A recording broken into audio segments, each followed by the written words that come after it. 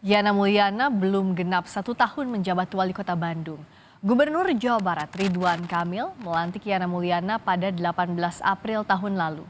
Sebelum jadi wali kota Bandung, Yana Mulyana merupakan wakil wali kota Bandung yang dilantik pada 20 September 2018. 10 Desember 2021, Yana Mulyana diangkat jadi PLT Wali Kota Bandung, menggantikan Wali Kota Bandung sebelumnya Odet M. Daniel yang tutup usia. Kemudian pada 18 April, Yana dilantik menjadi Wali Kota Bandung.